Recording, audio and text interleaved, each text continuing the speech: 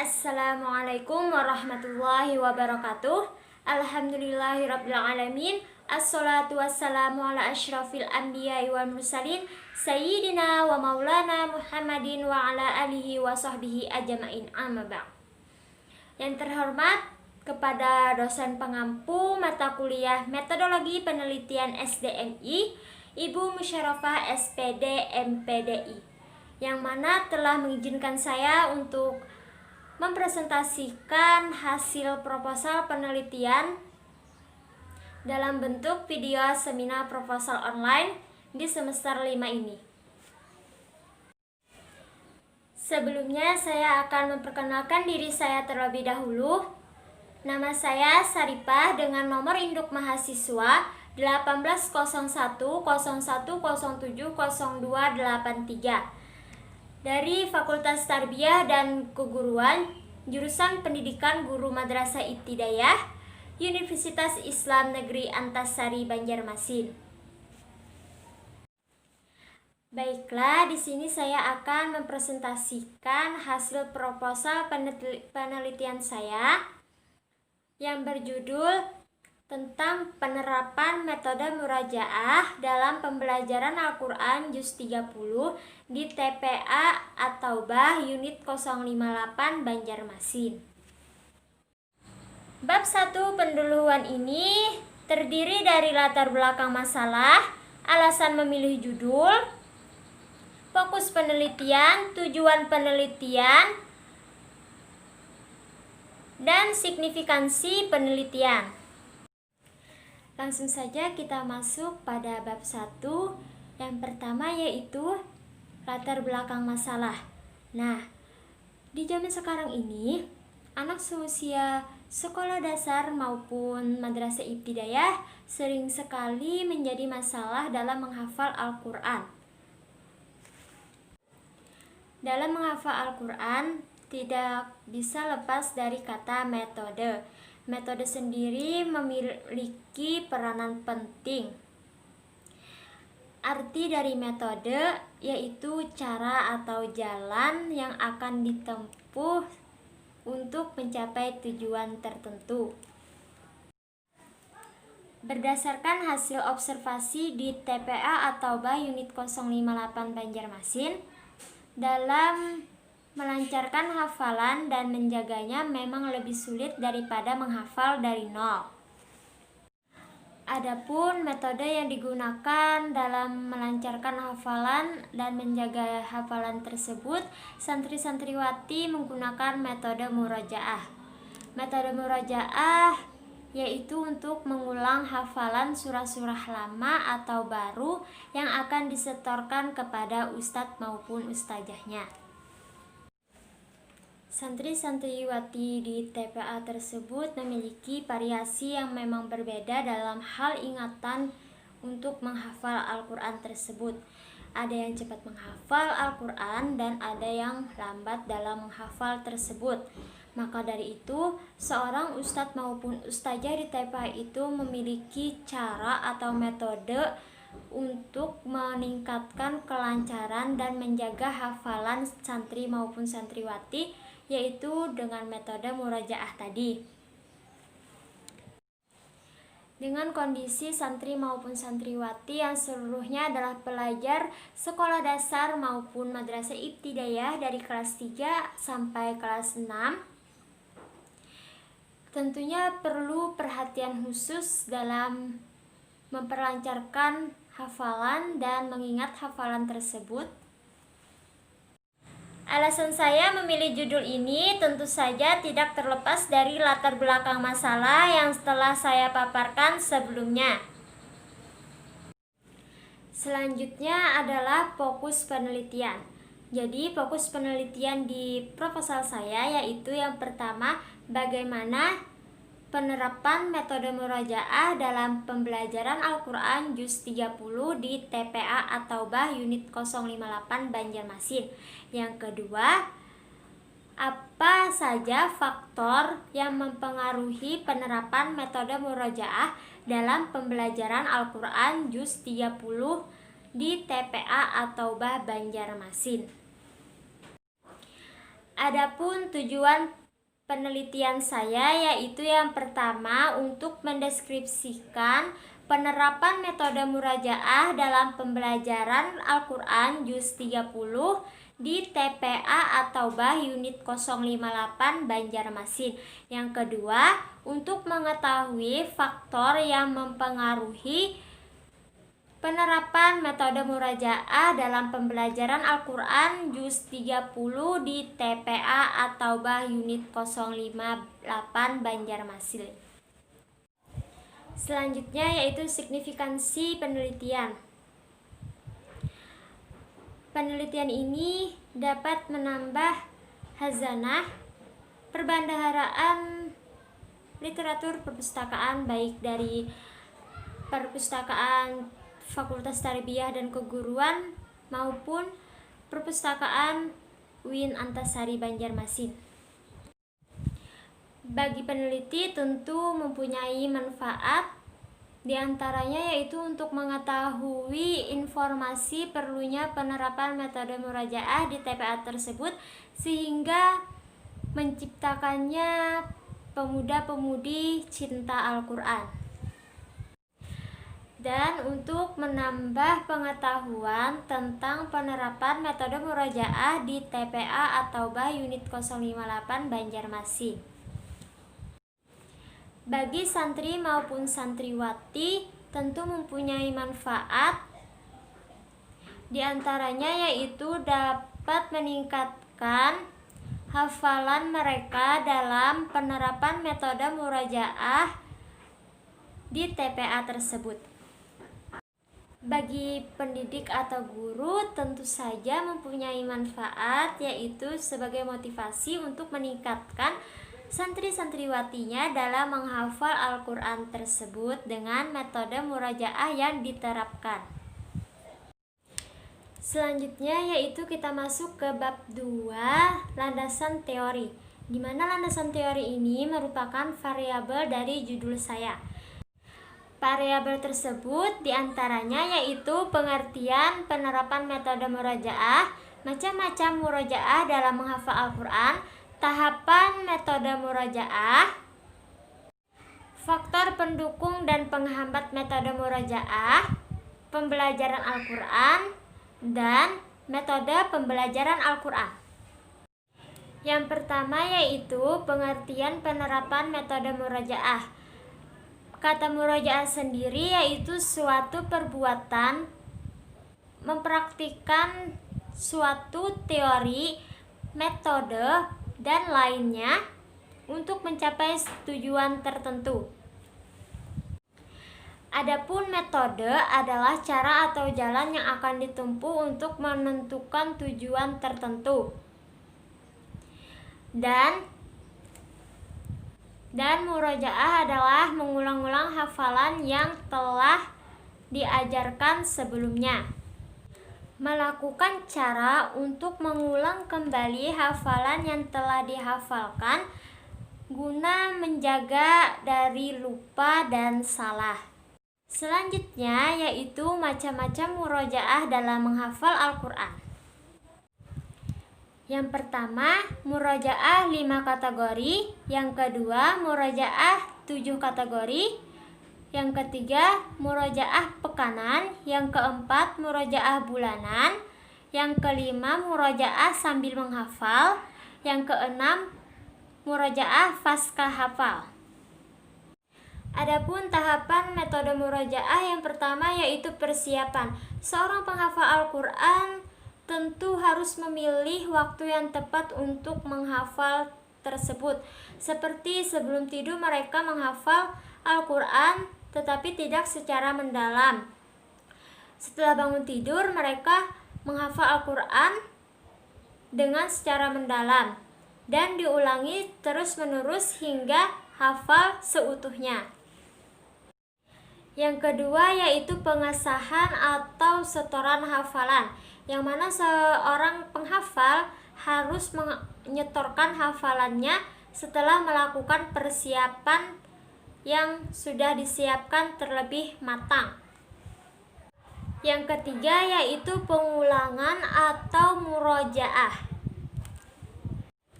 Setelah setoran, bagi penghafal Al-Quran tidak diizinkan untuk pulang terlebih dahulu sebelum mereka mengulang kembali hafalannya agar hafalannya lebih kuat. Baru mereka bisa dipersilahkan untuk pulang.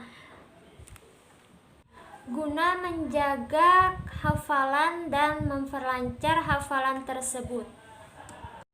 Selanjutnya yaitu faktor pendukung dan faktor penghambat penerapan metode murajaah. Faktor pendukung diantaranya usia, mendengar bacaan Al-Quran baik dan benar,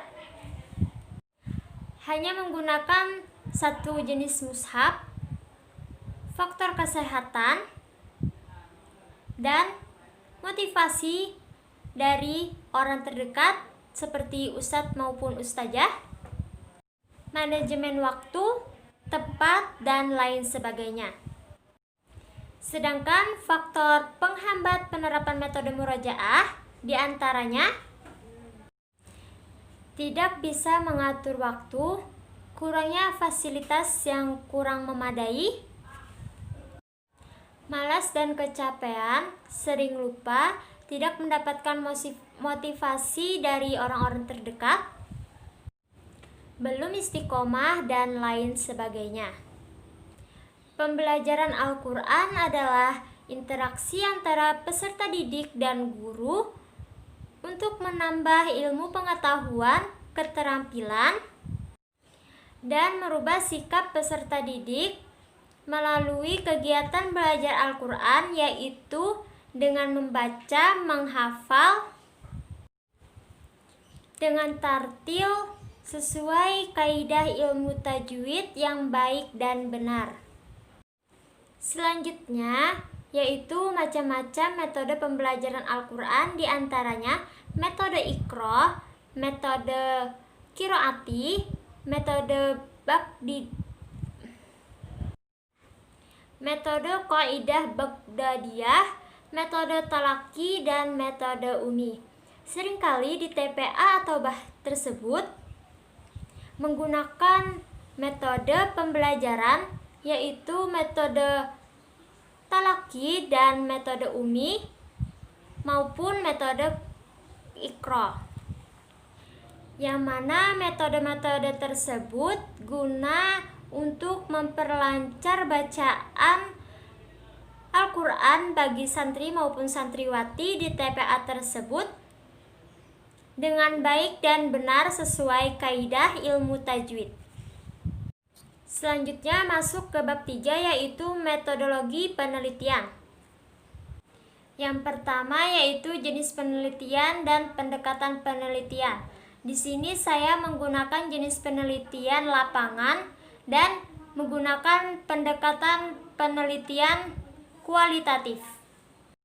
Selanjutnya yaitu metode penelitian. Di sini peneliti menggunakan metode penelitian deskriptif kualitatif yang mana memusatkan masalah-masalah yang terjadi dengan menggunakan kata-kata, gambaran maupun bahasa. Adapun subjek penelitian yang saya teliti yaitu sebagian santri maupun santriwati yang berjumlah 25 orang dan satu orang ustadz maupun ustazah yang mengajar pembelajaran Al-Quran juz 30 hafalan surah-surah di unit 058 TPA atau Banjarmasin. Sedangkan untuk objek penelitian adalah bagaimana penerapan metode murojaah dalam pembelajaran Al-Quran juz 30 dan faktor yang mempengaruhi penerapan metode murojaah dalam pembelajaran Al-Quran juz 30 di TPA atau unit 058 Banjarmasin. Selanjutnya yaitu data. Data di sini ada terbagi menjadi dua, yaitu data pokok dan data penunjang. Data pokok di sini berkenaan dengan penerapan metode murojaah dalam pembelajaran juz 30 di TPA atau unit 058 Banjarmasin. yang meliputi merencanakan metode pembelajaran Al-Quran Juz 30 dengan hafalan surah-surah Al-Quran pada Juz 30 menggunakan metode talaki. Setelah merencanakan lalu menerapkan metode tersebut dalam pembelajaran Al-Quran Juz 30. Selanjutnya dilakukannya evaluasi dalam meningkatkan keterampilan dalam menghafal Al-Quran Juz 30 tersebut. Selanjutnya adalah data penunjang. Data penunjang merupakan data pelengkap bagi data pokok yang meliputi sejarah singkat berdirinya TPA atau Bah Unit 058 Banjarmasin, visi, misi, serta tujuan TPA atau Bah Unit 058 Banjarmasin, keadaan sarana dan prasarana, keadaan ustadz maupun ustazah, keadaan santri maupun santriwati di TPA atau Bah Banjarmasin. Selanjutnya sumber data. Saya menggali sumber data melalui informan utama, informan tambahan, dan dokumen. Informan utama yang dimaksud adalah ustadz maupun ustazah yang mengajar pembelajaran Al-Quran Juz 30 dengan menggunakan metode murojaah. Selanjutnya, informan tambahan yang dimaksud dalam penelitian saya yaitu Kepala Unit 058 atau Bah Banjarmasin beserta santri maupun santriwati TPA tersebut. Selanjutnya yaitu dokumen. Dokumen yang dimaksud adalah catatan atau arsip yang berupa foto-foto dan lain sebagainya di dalam penelitian saya. Selanjutnya yaitu teknik pengumpulan data. Teknik pengumpulan data ini ada 3, yaitu observasi yang mana mengamati lokasi tersebut dan terfokus pada bagaimana penerapan metode murojaah dalam pembelajaran Al-Quran Juz 30 di TPA tersebut. Yang kedua yaitu wawancara, yang mana teknik ini mengumpulkan datanya melalui wawancara terhadap guru, kepala unit maupun santri atau santriwati. Yang ketiga yaitu dokumentasi, yang mana dalam teknik ini yaitu mengumpulkan arsip atau foto-foto atau catatan-catatan yang berkaitan dengan TPA tersebut. Selanjutnya ada teknik pengolahan data. Yang pertama yaitu editing data, yang kedua klasifikasi data, yang ketiga yaitu interpretasi data. Editing data yang dimaksud adalah untuk mengontrol penyusunan data yang telah diperoleh. Klasifikasi data yang dimaksud adalah mengelompokkan data-data yang sudah didapat dan sudah diedit sesuai dengan kelompoknya masing-masing. Interpretasi data yang dimaksud penulis adalah melakukan penafsiran atau penjelasan-penjelasan terhadap makna data-data yang terkumpul. Selanjutnya yaitu analisis data. Analisis data merupakan upaya mencari dan menata secara sistematis catatan hasil observasi, wawancara, dan lainnya. Untuk menganalisis data, penulis menggunakan analisis deskriptif kualitatif. Kemudian untuk mendapatkan kesimpulan penelitian ini, peneliti menggunakan metode induktif, yaitu cara menarik kesimpulan hal-hal yang penting. Selanjutnya yaitu teknik pengecekan keabsahan data. Teknik ini dilakukan untuk memelihara dan menjamin bahwa data tersebut benar, baik bagi pembaca maupun subjek penelitian, yang sesuai dengan data sesungguhnya. Selanjutnya yaitu kehadiran peneliti, terbagi menjadi dua, yaitu lokasi penelitian dan jadwal penelitian. Di sini lokasi yang dimaksud yaitu di TPA atau BAH Unit 058 Banjarmasin. Adapun jadwal penelitian yang saya lakukan yaitu selama 6 bulan atau selebihnya, yang dimulai dari bulan Juli hingga Januari. Sekian presentasi seminar proposal dari saya. Salah dan kurangnya mohon maaf. Wassalamualaikum warahmatullahi wabarakatuh.